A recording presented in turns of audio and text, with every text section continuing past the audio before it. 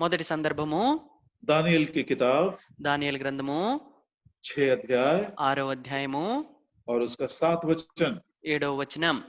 Daniel की किताब 6 अध्याय और उसका 7 वचन దానియేలు గ్రంథము 6వ అధ్యాయము 7వ వచనం। और उसका दूसरा भाग में पढ़ता हूँ। రెండవ భాగము Whosoever shall ask a petition of any god or man for 30 days, save of thee, O king, he shall be cast into the den of lions.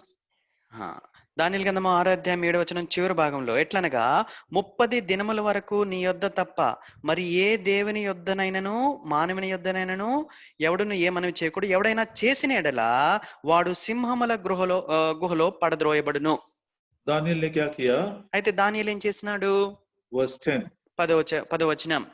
Now when Daniel knew that the writing was signed, he went into his house, his windows being open in his chamber toward Jerusalem. He kneeled upon his knees 3 times a day and prayed and gave thanks before his God as he did aforetime. 10వ వచనం దానియేలు గ్రంథం 6వ అధ్యాయము।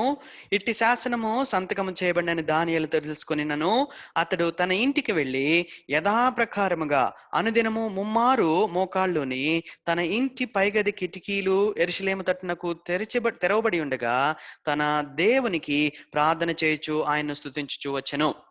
एक प्रकार का कानून निकाला गया कि प्रार्थना नहीं करना चाहिए। మరి ప్రార్థన చేయకూడదు అనే ఒక శాసనం చేయబడింది। और दानियल ने क्या किया? అయితే దానియేలు ఏం చేశాడు?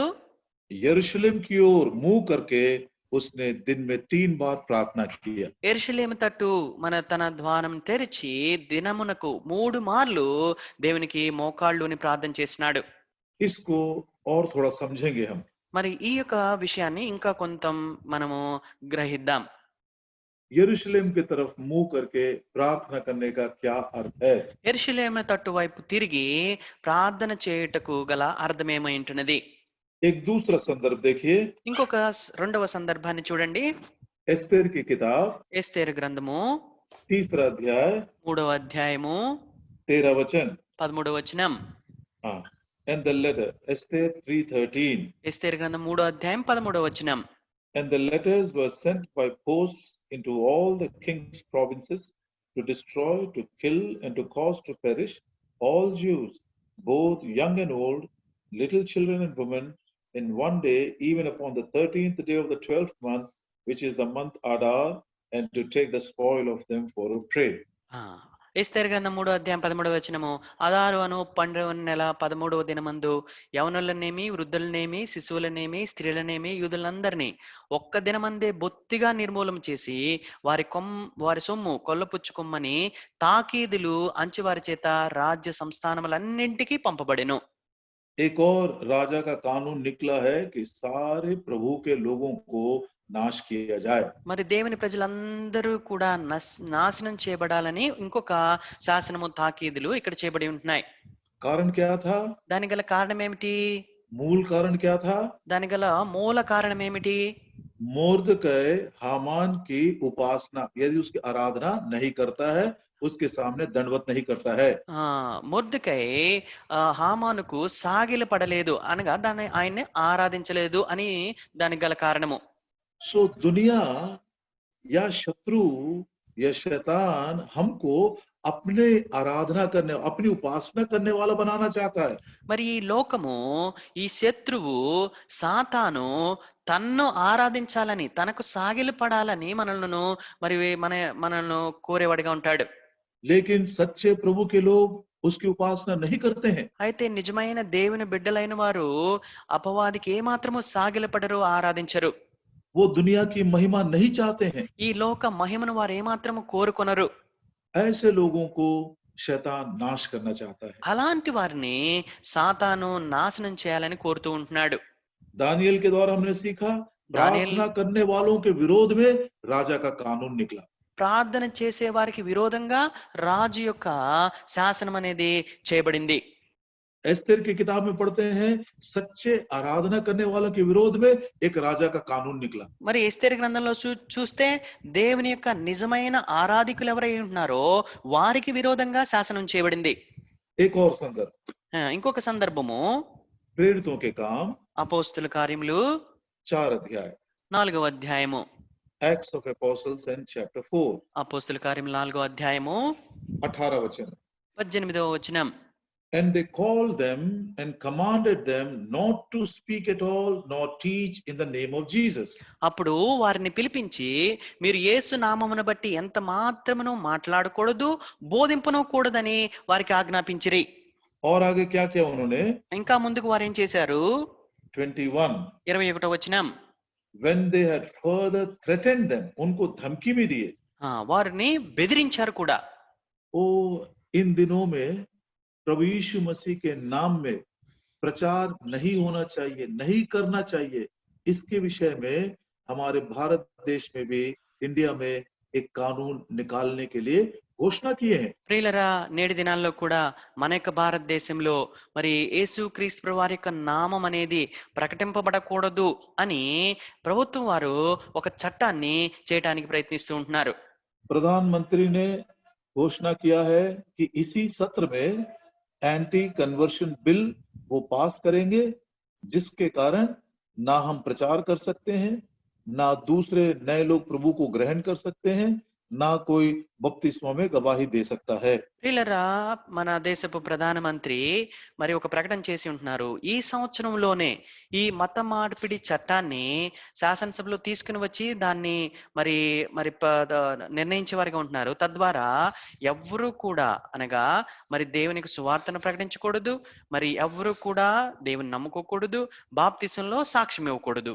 अब ये तीनों संदर्भों में ఈ యొక్క 3 సందర్భాలలో కూడా प्रार्थना करने वालों के विरोध में जब एक कानून निकला, ప్రార్థన చేసే వారికి విరోధంగా శాసనం చేయబడినప్పుడు, आराधना करने वालों के विरोध में जब कानून निकला, ఆరాధన చేయ వారికి విరోధంగా శాసనం చేయబడినప్పుడు, प्रचार सुसमाचार प्रचार करने वालों के विरोध में जब ये धमकियां दी गई, మరి దేవుని సువార్తను ప్రకటించే వారికి విరోధంగా ఇలాంటి గట్టి బెదిరింపు వారి వచ్చినప్పుడు, तीनों समय उन्होंने क्या किया?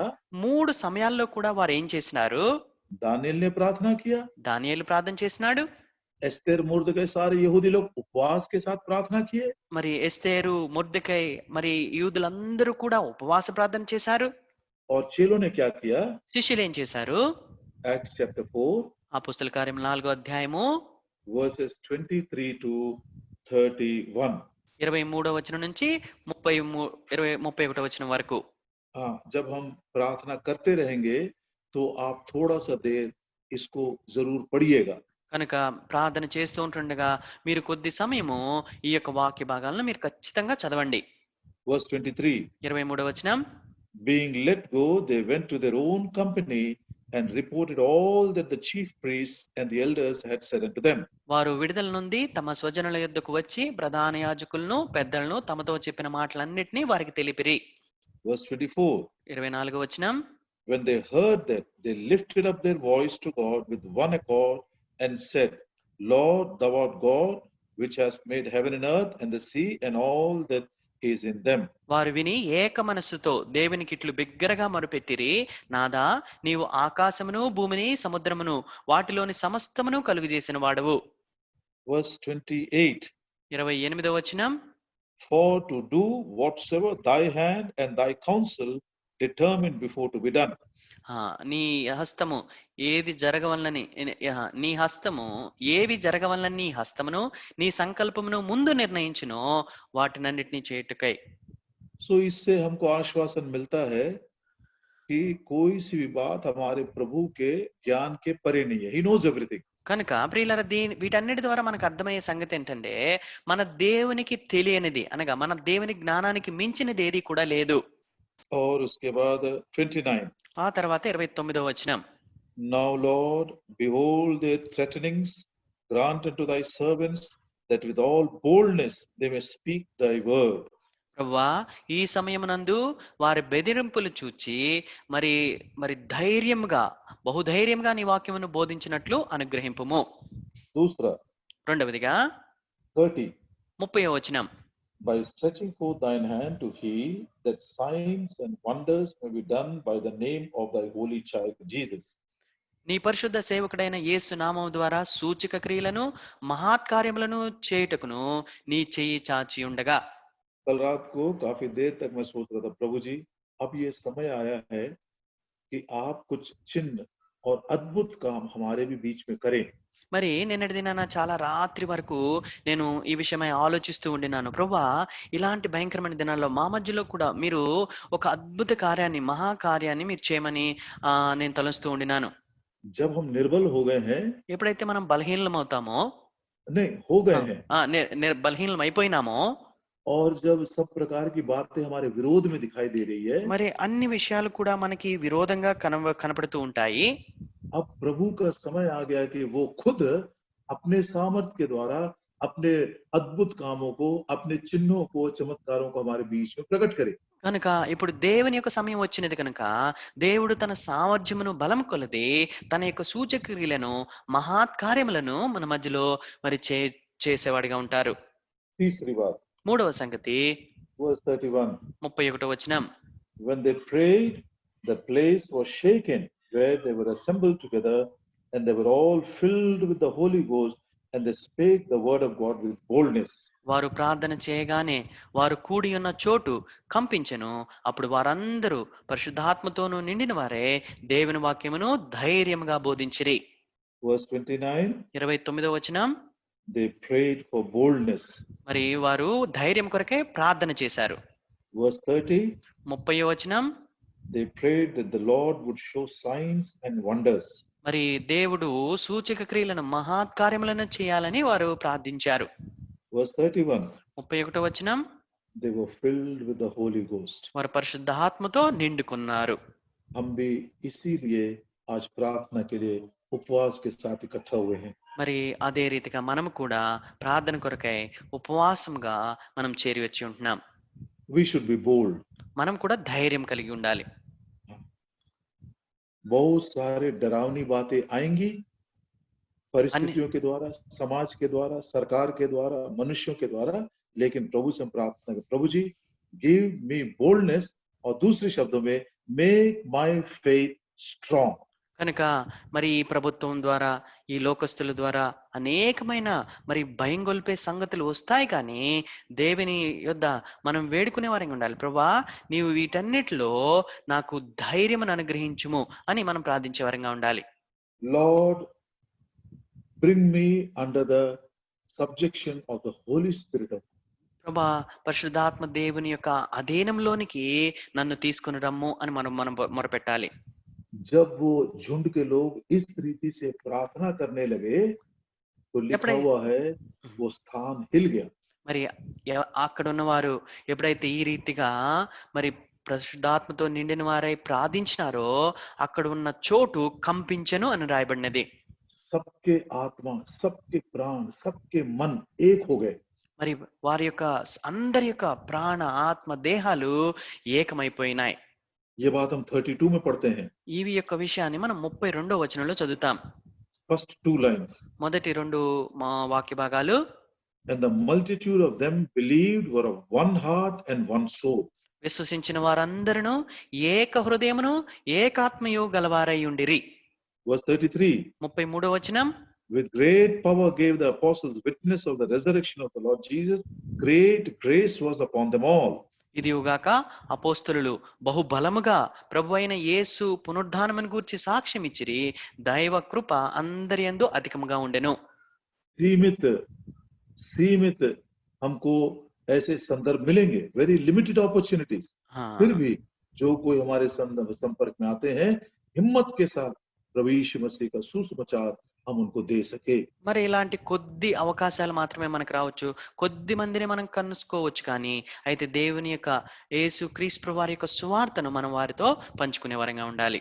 अब एक विचार, दानियल ने यरूशलेम की तरफ मुंह करके प्रार्थना किया, उसका क्या अर्थ है? మరి దానియేలు యెరూషలేము తట్టు చూచి ప్రార్థన చేయట అంటే అర్థం ఏమైంటున్నది?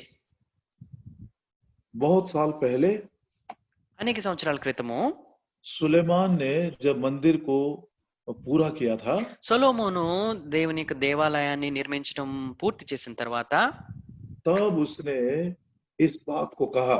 అప్పుడు సొలొమోను ఈ మాట చెప్పాడు. 2 Chronicles chapter 6. రెండవ దినవృత్తాంతాల గ్రంథము 6వ అధ్యాయము. 2 Chronicles chapter 6 and verse 4. రెండవ దినవృత్తాంతాల గ్రంథము 6వ అధ్యాయము 4వ వచనం. And he said, Blessed be the Lord God of Israel, who hath with his hands fulfilled that which he spake with his mouth to my father David, saying. మరియు రాజు ఇట్లా ప్రకటన చేసెను, నా తండ్రి అయిన దావీదునకు మాట ఇచ్చి తానే స్వయంగా నెరవేర్చిన ఇశ్రాయేళ్ల దేవుడైన యెహోవాకు స్తోత్రం కలుగును గాక.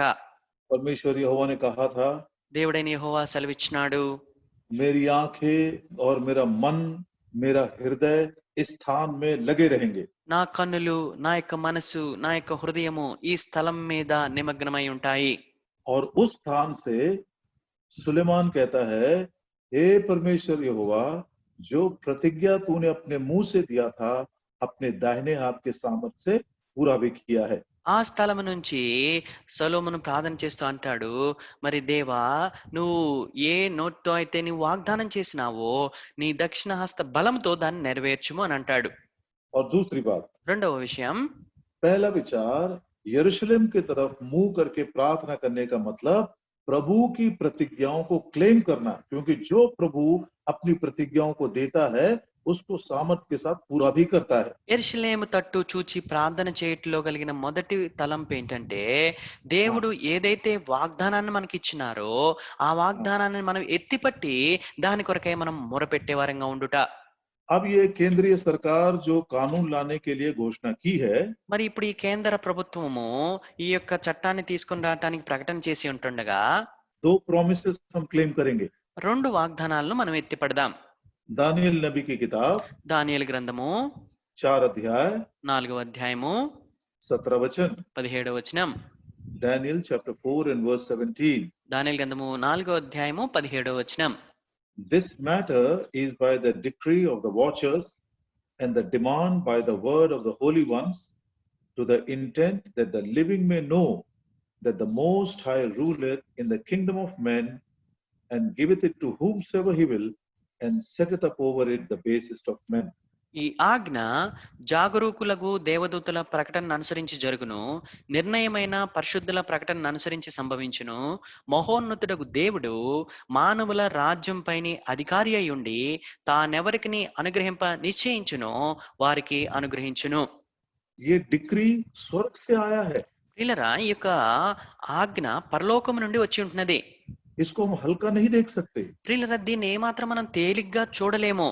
और हम जो प्रभु के लोग हैं, बड़े हियाव के साथ प्रभु से क्लेम करेंगे. यरूशलेम की तरफ मुंह कर प्रार्थना करने का मतलब है, प्रभु तूने कहा, इसको जरूर पूरा करो. దేవుని ప్రజలమైన మనము మరి యెరూషలేము తట్టు తీర్చి ప్రార్థన చేయటం అంటే, ప్రభువా నువ్వు ఈ యొక్క వాగ్దానం చేసినావు, దీన్ని ఖచ్చితంగా నెరవేర్చమని మనం మొరపెట్టాలి. प्रभु ने क्या कहा? ప్రభువారు ఏం చెప్పారు? मनुष्यों के बीच में परम प्रधान राज्य करता है, इस बात को वे लोग जाने. మహోన్నతుడకు దేవుడు మానవుల రాజ్యం పైన అధికారి అయి ఉంటాడనే సంగతిని వారు గ్రహించుదురుగాక.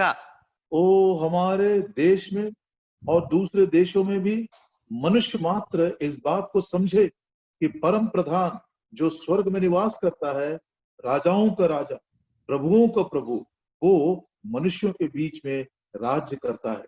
మరి మన దేశంలోను ప్రపంచమంతటినూ కూడా మరి మనుషుల మధ్యలో మరి రాజ్యము చేసే మహోన్నతుడగు దేవుడు, రాజులకు రాజు, ప్రభులకు ప్రభు అయిన దేవుడు అధికారి అయి ఉంటున్నాడనే సంగతిని ఎరుగుదురుగాక. और प्रभु ने यदि अनुग्रह दिया तो कल संडे के दिन इसका विस्तार से वर्णन हम सुनेंगे कि कैसे परम प्रधान हमारे बीच में कलीसिया में राज्य करता है. కనుక దేవుడు కృప అనుగ్రహించిన కొలది రేపటి దినాన్న అనగా ఆదివార దినాన్న ఏ రీతిగా మహోన్నతుడగు దేవుడు మానవుల రాజ్యం పైన అధికారి అయి ఉంటాడో ఈ విషయాన్ని మనం విస్తారంగా ధ్యానించుకునే వారంగా ఉంటాం. दूसरा एक प्रॉमिस हम क्लेम करते हैं. రెండవ ఇంకొక వాగ్దానాన్ని మనం ఎత్తిపడతాం. Psalm 94 94వ కీర్తన 20 वचन. 20వ చరణం.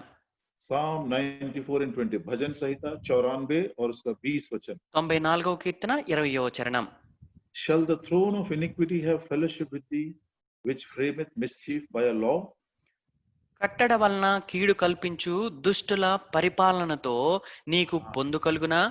ओ प्रभु बड़ा रोष रखने वाला, he is a jealous God. ప్రియులరా, మన యొక్క దేవుడు ఎంతో రోషం కలిగిన దేవుడు.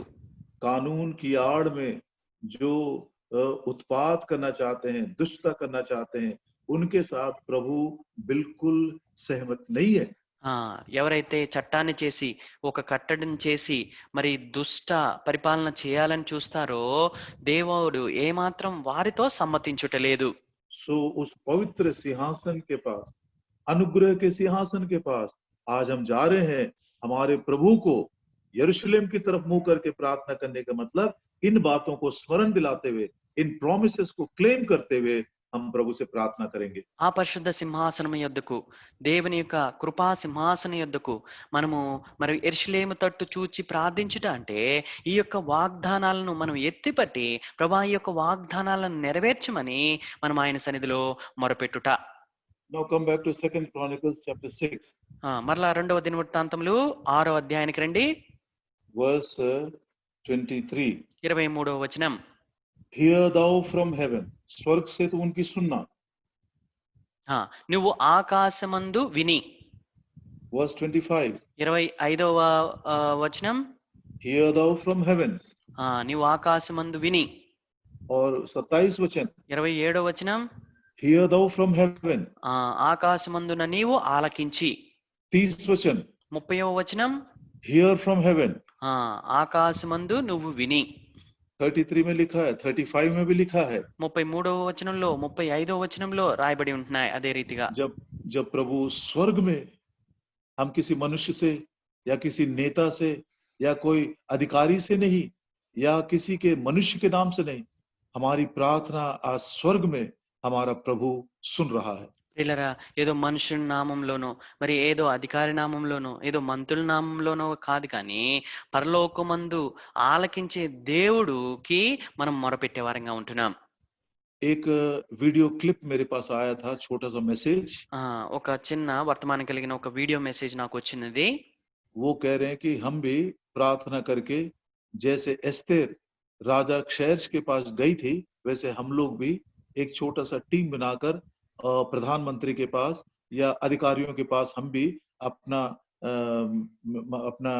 जो कहना है उसको बोलना चाहते हैं। ఏ రీతిగా ఎస్తేరు చిన్న గుంపుగా మరి కలిసి మరి ఆషరోజు రాజు యొద్దకు వెళ్లి తన విన్నపాన్ని తెలియపరిచినదో అదే రీతిగా మనం కూడా ఒక చిన్న గుంపుగా కొంతమంది మీ క్రైస్తవులు విశ్వాసులు కలిసి మరి ప్రధానమంత్రి గారి యొద్దకు వెళ్లి మన యొక్క విన్నపాన్ని తెలియపరుస్తామని దానిలో ఉన్న అంశము. मेरा इसके विषय में कुछ भी नहीं कहना है, దాని విషయంలో నేనేం చెప్పదలుచుకోవట్లేదు, కానీ लेकिन वचन के अनुसार అయితే వాక్యాన్ని అనుసరించి चेलों ने कहा, శిష్యులు అన్నారు, जो कुछ तूने पहले से ठहराया है उन बातों को पूरा कर रहा है तू। ఏదైతే నువ్వు ముందుగానే నిర్ణయించినావో సిద్ధపరిచినావో దాన్ని నువ్వు నెరవేరుస్తూ ఉంటున్నావు. मतलब हमारा प्रभु परम प्रधान है। దానికి అర్థం ఏంటంటే మన దేవుడు అందరికంటే ప్రధానుడు అయి ఉంటున్నాడు. वो सर्वशक्तिमान है, ఆయన సర్వశక్తిమంతుడైన దేవుడై ఉంటున్నాడు. मनुष्यों के बीच में राज्य करता है, మనుషుల మధ్యలో ఆయన రాజ్యం చేసే దేవుడైన మహోన్నతుడైన దేవుడు ఆయన. सारी बातें उसके नियंत्रण में है, మరి సమస్త విషయాలు కూడా ఆయన యొక్క నియంత్రణ కింద ఉంటూ ఉన్నాయి. उसकी आंखें और उसके कान और उसका मन हमारे ऊपर लगा हुआ है। ఇలా ఆయన యొక్క కన్నులు, ఆయన యొక్క మనస్సు, ఆయన యొక్క హృదయం మన మీద నిమగ్నమై ఉంటున్నాయి. इसलिए हम उस परम प्रधान से आज हम प्रार्थना करना चाहते हैं। అలాంటి ప్రధానుడు మరి మహోన్నతుడైన దేవునికి నేటి దినాన మనం ప్రార్థన చేయబోతూ ఉంటున్నాం. प्रभु जरूर सुनेगा। ఖచ్చితంగా ప్రభు ఆలకించేవాడిగా ఉంటారు. क्या क्या प्रार्थना करेंगे? మనం ఏమేం ప్రార్థన చేయాలి? चेलों ने क्या प्रार्थना किया? శిష్యులు ఏం ప్రార్థన చేశారు? प्रभु जी हमको हिम्मत दो, ప్రభా మాకు ధైర్యం అనుగ్రహింపుము, और प्रभु जी हम बड़े अद्भुत काम हमारे बीच में करो। ప్రభా అద్భుతమైన కార్యాలను మా మధ్యలో చేయము. एस्तेर ने क्या प्रार्थना की? ఎస్తేరు ఏం ప్రార్థన చేసినది? प्रभु जी कानून तो निकल गया है, लेकिन आप मार्ग बताओ क्या हमको अभी करना है। ప్రభా శాసనము చట్టం అయితే చేయబడింది, అయితే మాకు మేమేం చేయాలో ఆ మార్గాన్ని మాకు తెలియపరచమని ఎస్తేరు చెప్పినదే. क्या ये अद्भुत काम नहीं है प्रियो कि जिस व्यक्ति ने मारने के कानून निकाल दिया है उसी व्यक्ति को खाने के लिए बुलाए? ప్రియులరా, మరి ఏ వ్యక్తి అయితే వారిని చంపివేయటానికి నాశనం చేయటానికి ఆ యొక్క చట్టాన్ని చేపించినాడో ఆ యొక్క వ్యక్తే భోజనానికి పిలిపించడం ఎంత విచిత్రమైన సంగతి. कितनी अजीब बात है ये। ఎంత విచిత్రమైన సంగతి ఇది. बहुत सालों के बाद पौलुस बोलता है, అనేక సంవత్సరాల తర్వాత అపోస్తలుడైన పౌలు అంటాడు, तेरा शत्रु यदि भूखा हो तो उसको खाना देना, నీ యొక్క శత్రువు గాని ఆకలిగొని ఉంటే వానికి ఆహారం పెట్టుము, और उसको प्यासा हो तो पानी देना। అతడు దప్పిగొని ఉంటే వానికి నీళ్ళిమ్ము. ऐसा तू यदि करेगा तो तू उसके सर के ऊपर अंगार रखेगा। ఆ రీతిగా నువ్వు చేసినట్లయితే వాని యొక్క తల మీద నువ్వు నిప్పులు పెడతావు అని చెప్పినాడు. Romans in chapter 12. రోమిలికి రాసిన పత్రిక 12వ అధ్యాయము. Romans in chapter 12. రోమిలికి రాసిన పత్రిక 12వ అధ్యాయము 20 वचन। 20వ వచనం. Therefore, if thine enemy hunger, feed him. If he thirst, give him to drink. For in so doing, thou shalt heap coals of fire on his head. రోమిలికి రాసిన పత్రిక 12వ అధ్యాయము 20వ వచనం. కాబట్టి నీ శత్రువు ఆకలిగొని ఉంటే అతనికి భోజనము పెట్టుము, దప్పిగొని ఉంటే దాహమిమ్ము. అలాగు చేయటం వలన అతని తల మీద నిప్పులు కుప్పగా పోయుదువు. हमारे विरोधियों के विषय में हम गुस्सा दिखाने के लिए, क्रोध दिखाने के लिए या कोई जुलूस निकालने के लिए नहीं आए हैं। ప్రియులరా, మన యొక్క విరోధుల కొరకు, మన యొక్క శత్రువుల మీద ఏదో మన కోపాన్ని, మన యొక్క ఆగ్రహాన్ని లేదా మన యొక్క విసురుబాటును చూపించడానికి మనం రాలేదు. अरे हम तो उनके लिए प्रार्थना करने के लिए आए हैं। అయితే మనం వారి కొరకు ప్రార్థన చేయడానికి మనం వచ్చి ఉంటున్నాం. और ये प्रार्थना उनके सर के ऊपर अंगार के समान बैठेगा। ప్రియులరా, ఈ యొక్క ప్రార్థనే వారి యొక్క తల మీద నిప్పులు కుప్పగా ఉండేదిగా ఉంటుంది. आपको मालूम है सर के ऊपर अंगार रखने का क्या मतलब है? తల మీద నిప్పులు పెట్టడం అంటే, నిప్పులు కుప్పగా పెట్టడం అంటే అర్థం ఏంటో మీకు తెలుసా? हमारे विश्वास के द्वारा, हमारे शांति के द्वारा, हमारे प्रेम के द्वारा, हमारी प्रार्थनाओं के बल के द्वारा, हमारे हियाव और हिम्मत के द्वारा, हमारी आराधना के द्वारा आज शत्रु जरूर नाश होगा। ప్రియులరా, మన యొక్క విశ్వాసము ద్వారా, మన యొక్క శాంతి ద్వారా, మన యొక్క ప్రార్థన ద్వారా, మన యొక్క వాగ్దానాలను ఎత్తిపట్టుట ద్వారా, మనము వారి కొరకు ప్రార్థన చేయడం ద్వారా మన శత్రువును మనం నశింపజేసే వారంగా ఉంటున్నాం. स्वर्ग से तू हमारी प्रार्थना सुन ले प्रभु जी। పరలోకమందుండి, ఆకాశమందుండి ప్రభువా నీవు మా మొర ఆలకింపుము. ओ प्रभु, इस प्रकार का विश्वास, इस प्रकार का हियाव, इस प्रकार की शांति हमको प्रदान करे। ప్రియులరా, ఈ రీతిగా విశ్వాసాన్ని, ఈ రీతిగా సమాధానాన్ని, ఈ రీతిగా ధైర్యాన్ని ప్రభు మనకు అనుగ్రహించును గాక. एक और बात मांगेंगे। ఇంకొక విషయాన్ని అడుగుదాం. सेकंड क्रॉनिकल्स 2వ దినవృత్తాంతములు चैप्टर 6 6వ అధ్యాయము verse 27। 27వ వచనం. Then hear thou from heaven, forgive the sins of thy servants and of thy people Israel, when thou hast taught them the good way wherein they should walk, and send rain upon thy land which thou hast given unto thy people for an inheritance। हे प्रभु जी, जब तू हमारी प्रार्थनाओं को सुनेगा तो हमारे पुराने सारे भूल चूक को, पाप को क्षमा करना। जिस भले मार्ग में हमको अब आगे चलना है उसको तो हमको सिखाना। 2వ దినవృత్తాంతంలో 6వ అధ్యాయం 27వ వచనము. ఆకాశమందున నీవు ఆలకించి నీ సేవకులను నీ జనులకు ఇశ్రాయేలులు చేసిన పాపమును క్షమించి వారు నడవవలసిన మంచి మార్గము వారికి బోధించి నీవు నీ జనులకు స్వాస్థ్యముగా ఇచ్చిన నీ దేశమునకు వాన దయచేయుదువుగాక. प्रभु जी हमको सही मार्ग सिखाइए। इन प्रभु। कठिन दिनों में क्या निर्णय लेना है अपने लिए, अपने बच्चों के लिए, मंडली के लिए, झुंड के लिए। प्रभु जी हमको सही मार्ग बताइए। ప్రభా, ఈ కఠినమైన దినాల్లో మరి మా కొరకై, మా యొక్క కుటుంబం కొరకై, మా యొక్క పిల్లలు, మా సంఘం కొరకై, మరి ఈ మా మంద కొరకై ఏ రీతిగా మరి మాకు మార్గము మేము వెళ్ళాలో ఆ యొక్క సరి అయిన మార్గాన్ని, మంచి మార్గాన్ని మాకు తెలియపరచమని మనం ప్రార్థించాలి. कठिन बातें आपने एस्टेर को बताई, प्रभु जी हमको भी बताओ। మరి కఠినమైన విషయాలు నువ్వు ఎస్తేరుకు చెప్పినా మాకు కూడా తెలియపరచుము. क्या करना है, क्या निर्णय लेना है, किस मार्ग में जाना, प्रभु जी हमको बताओ। ఏం చేయాలో, ఏ నిర్ణయాన్ని తీసుకోవాలో, ఏ మార్గంగా ఉండా వెళ్ళాలో ప్రభా మాకు తెలియపరచుము. दूसरा రెండవదిగా 28 वचन 28వ వచనం. If there be a dearth in the land, if there be a pestilence, blasting, mildew, locusts, caterpillars, whatsoever sorrow, whatsoever sickness there be, तू स्वर्ग से सुनकर इस महामारी से हमको बचा ले। రెండవ దినవృత్తాంతములు 6వ అధ్యాయం 28వ వచనము, దేశమునందు కరువు గాని తెగులు గాని కనబడినప్పుడు, గాడ్పు గాని దెబ్బ గాని చిత్తపట్టుడు గాని తగిలినప్పుడు, మిడతలు గాని చీడ పురుగులు దండు దిగినప్పుడైనను, వారి శత్రులు వారి దేశ పట్టణంలో ముట్టడి వేసినప్పుడైనను, ఏ బాధ గాని ఏ రోగం గాని వచ్చినైనా నువ్వు మొర ఆలకించు. प्रभु जी ये महामारी से हमको बचा लो। ప్రభా, ఈ యొక్క తెగులు, ఈ యొక్క మహమ్మారి నుంచి మమ్మల్ని రక్షింపుము. ये महामारी न केवल हमारे शरीर को प्रभावित करती है, लेकिन एक और महामारी है जो हमारे प्राण को प्रभावित करती है।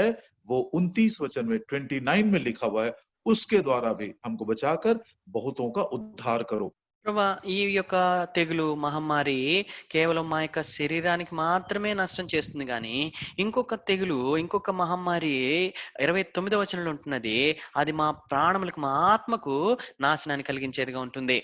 Verse 29. 29వ వచనం, Then what prayer or what supplication soever shall be made of any man or of all thy people Israel, when every one shall know his own sore and his own grief, and shall spread forth his hands in this house, hear thou from heaven.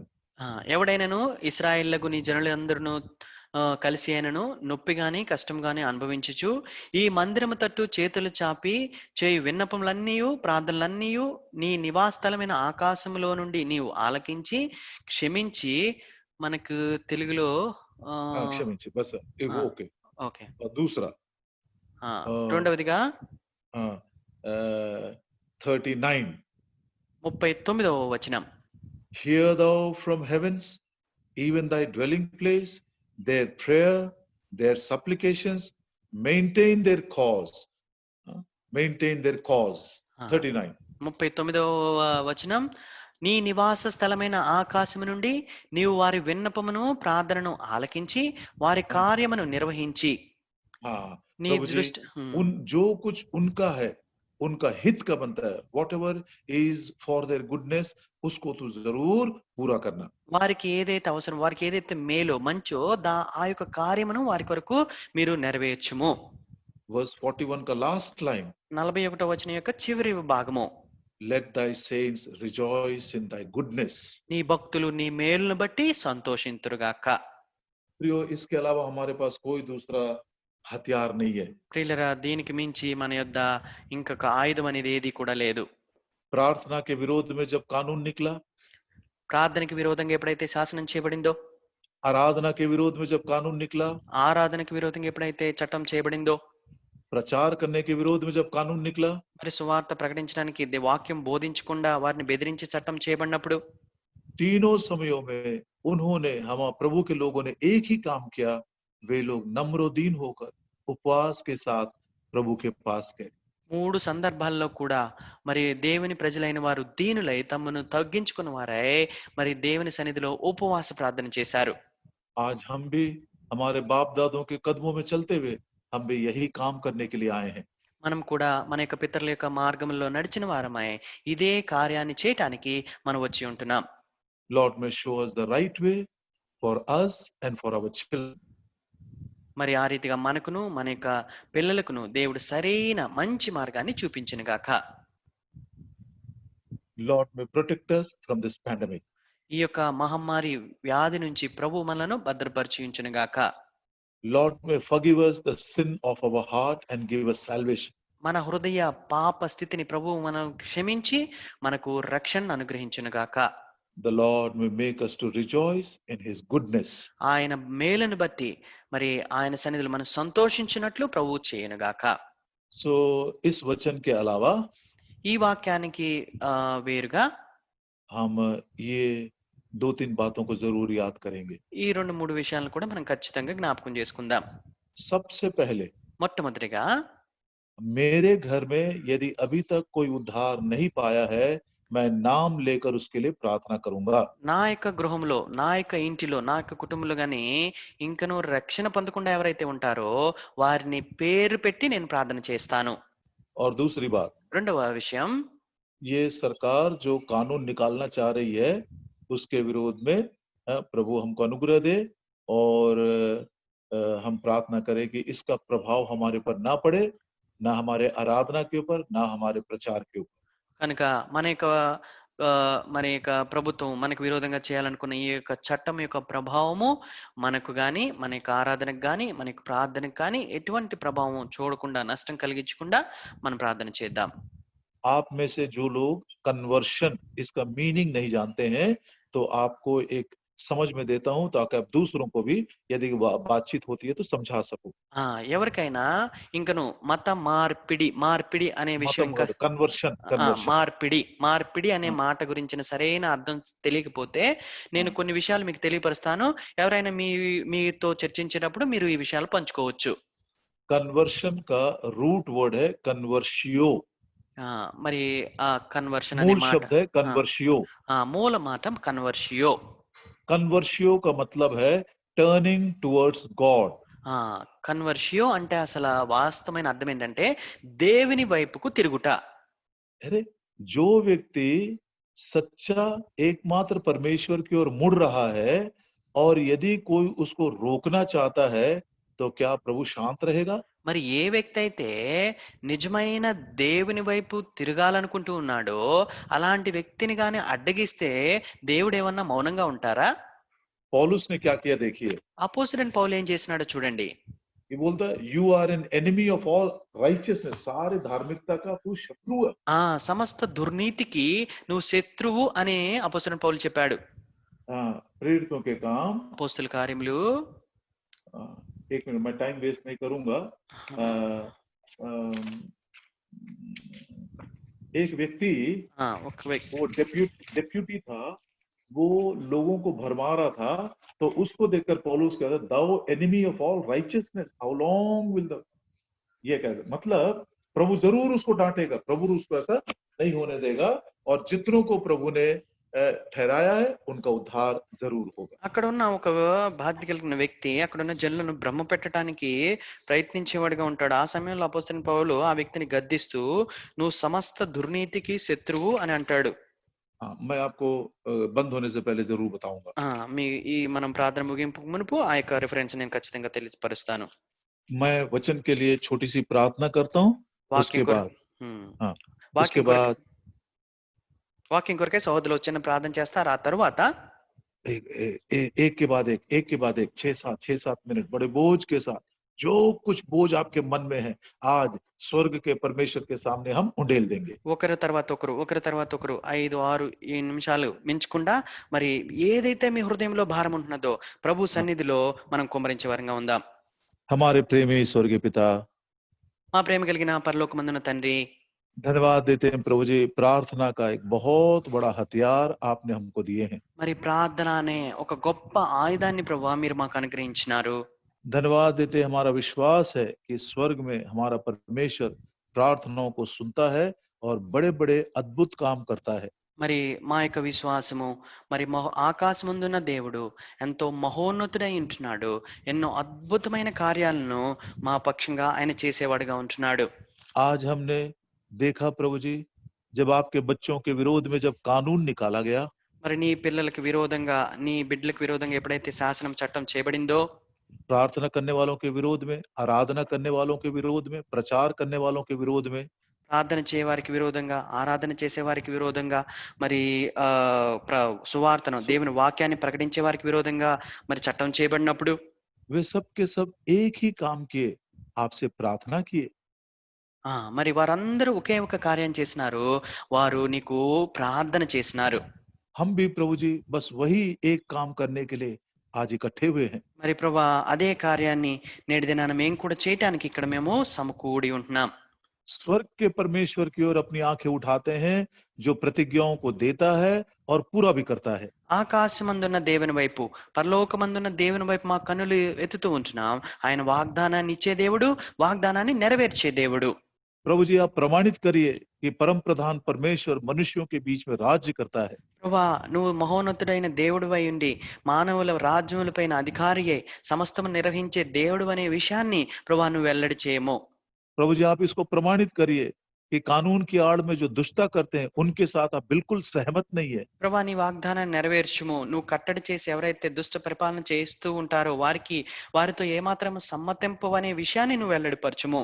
हमारे लिए, हमारे बच्चों के लिए सही मार्ग हमको बताइए। మా కొరకై మా పిల్లల నిమిత్తమై మంచి సరి అయిన మార్గాన్ని మాకు తెలియపరచుము. अभी तक जो हृदय की मरी से छुटकारा नहीं पाई हैं, उनका उद्धार हो जाए। ఇంకను ఎవరైతే హృదయ రోగము నుంచి ఇంకను విడుదల పొందలేదో వారికి ఈ రోజునే విడుదల పొందుదురుగాక. ये कोविड-19 के महामारी से जो पीड़ित हैं, उनको आप चंगा करें। మరి ఎవరైతే ఈ కోవిడ్ మహమ్మారి వ్యాధి చేత బాధింపడుతుంటున్నారో వారికి విడుదల స్వస్థత ఇచ్చేయము. तेरे भलाई के कारण हम सुखी जीवन बिता सके। నీ యొక్క మేలును బట్టి మేము సంతోషకరమైన జీవితాన్ని జీవించుదుముగాక. आने वाले दिनों में यदि हमारे ऊपर पीड़ा आती भी है, तो हमारा विश्वास बिल्कुल वो ढीला ना हो जाए। మరి రానున్న దినాలలో మా మీదకి ఆ యొక్క కష్టం అనేది వచ్చినప్పటికీ కూడా మా యొక్క విశ్వాసం ఏమాత్రము సన్నగిల్లకుండును గాక. प्रभु जी, हमारे अंदर से भय को निकाल दीजिए, हमको हियाव और हिम्मत दीजिए। మాలో ఉన్న భయాన్ని తీసివేసి మాకు ధైర్యాన్ని మరి బలాన్ని అనుగ్రహింపుము. इन दिनों में जब हमारे हाथ और पैर सब बंधे हुए हैं, हम बाहर नहीं निकल सक रहे, हे परमेश्वर यहोवा, आकाश और पृथ्वी और समुद्र के बनाने वाले प्रभु, आप हमारे छुड़ाने हारा हैं। अद्भुत आश्चर्य कर्मों के द्वारा आप अपने सामर्थ को प्रकट करें। ప్రభువా, మరి మేము నేటి దినాల్లో కాళ్ళు చేతులు కట్టివేయబడి ఏమి చేయలేకుండా గృహాల్లో ఉంటుండగా నువ్వు ఆకాశమును భూమిని సముద్రమును సృజించిన దేవుడువు. ప్రభా, నీ యొక్క అద్భుత కార్యాన్ని మీరే సూచక క్రియలను ప్రభా మీరు కనపరచమని నీ సన్నిధిలో ప్రార్థిస్తూ ఉంటున్నాం. ऑनलाइन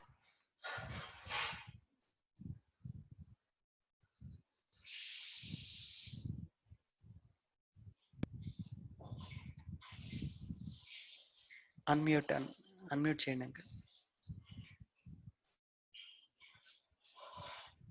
అన్మ్యూట్ చేయాలా? ఎస్.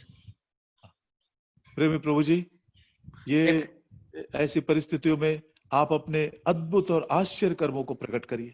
ప్రభా, ఇలాంటి పరిస్థితుల్లో ప్రభా నీ అద్భుతమైన ఆశ్చర్య కార్యాలని మీరు తెలియపరచవలసిందిగా నీ సన్నిధిలో ప్రార్థిస్తూ ఉంటున్నాం. जो कोई आपके वचन को सुन रहा है, वो बिना उद्धार के अपने आगे का जीवन ना बिताए। మరి ఎవరైతే నీ వాక్యాన్ని వింటున్నారో వారెవ్వరూ కూడా రక్షణ లేకుండా ముందున్న జీవితాన్ని ఇంకా గడుపుకుందరుగాక. प्रभु जी, धन्यवाद देते हमारे सभी प्रिय भाइयों बहनों के लिए जो आज इकट्ठे हुए हैं। మరి మా యొక్క ప్రియ సోదరి సోదరులందరూ నేటి దినాన్ని ఎవరైతే సమకూడినారో వారందరిని బట్టి నీకు వందనాలు చెల్లిస్తూ ఉంటున్నాం. प्रभु जी, ये समय बहुत बहुत आशीषमय बनाइए। ప్రభా, ఈ యొక్క సమయాన్ని మాకు ఎంతో ఆశీర్వాదకరంగా మీరు చేయమని ప్రార్థిస్తూ ఉంటున్నాం. आपकी प्रतिज्ञा के अनुसार I will pour upon you the spirit of supplication, विनती और प्रार्थना करने वाली आत्मा मैं तुम्हारे ऊपर उंडेल दूंगा। మరి నీ వాగ్దానుసారంగా విజ్ఞాపన ఆత్మను ప్రార్థన ఆత్మను మీ మీద కుమ్మరిస్తామని నువ్వు చెప్పి ఉంటున్నారు. इस प्रार्थना को प्रभु यीशु मसीह के नाम में मांगते हैं। ఈ యొక్క ప్రార్థన మనలు మా ప్రభు మా రక్షకుడైన యేసుక్రీస్తు నామములో అడిగి పెట్టుకుంటున్నాం తండ్రి. ఆమేన్. అంకుల్ అవర్స్ యాక్ట్స్ 13:10 లాగా తమ అంకుల్ పంపించినారు. हाँ सर, एक्ट्स 13:10 भाई तामांग ने ये रेफरेंस भेजे हैं, प्रेरितों के काम 13 अध्याय 10 वचन। देखिए, उसको भी हम क्लेम कर सकते हैं। Acts 13 and verse 10। అన్నోను అది సమస్త కపటం దుర్మార్గంతో అని ఆ వ్యక్తి భ్రమ పెట్టే వ్యక్తి. हाँ हाँ, उसको भी हम क्लेम करेंगे। प्रभु ऐसे लोगों को रोक कर रखे। అపోస్తల కార్యములు 13వ అధ్యాయం 10వ వచనం చూడండి. అలాంటి దుర్మార్గంతో సమస్త దుర్నీతితో నిండిన వ్యక్తిని మరి అలాంటి వారిని అడ్డగించాలని ప్రభువును మనం వేడుకునే వారంగా ఉందాం. Acts 13 and verse 10, and said, O full of subtlety and all mischief, thou child of the devil, thou enemy of all righteousness, will thou not cease to pervert the right ways of the Lord? అపోస్తల కార్యములు 13వ అధ్యాయము 10వ వచనం సమస్త అతని తేర్చూచి సమస్త కపటముతోనూ సమస్త దుర్మార్గంతో నిండినవాడా అపవాది కుమారుడా, సమస్త నీతికి విరోధి, నీవు ప్రభు యొక్క తిన్నని మార్గములో చెడగొట్టుటకు మానవా. अरे, हमने अपने लिए, अपने बच्चों के लिए राइट वे मांगा, और प्रभु जब अपने सही मार्ग को हमें सिखा रहा है तो उसका विरोध करने वाले भी हैं। इस रीति से प्रभु उनको रोके। కనుక మన ప్రభువుని మనం మన కొరకై మంచి మార్గాన్ని మరి సరైన మార్గాన్ని చూపించమని మన అడుగుతుంటే ఇలాంటి తిన్నని మార్గాన్ని చెడగొట్టేవారు ఉంటున్నారు. వారిని అడ్డగించమని మన ప్రభువును వేడుకునే వారంగా ఉండాలి. 12వ వచనం. Then the deputy, when he saw what was done, believed, being astonished at the doctrine of the Lord. 12వ వచనం. అంతటా ఆ అధిపతి జరిగిన దానిని చూచి ప్రభు బోధకు ఆశ్చర్యపడి విశ్వసించెను. ऐसे अद्भुत काम प्रभु जरूर करे। అలాంటి అద్భుతమైన కార్యాలను ప్రభు చేయను గాక. और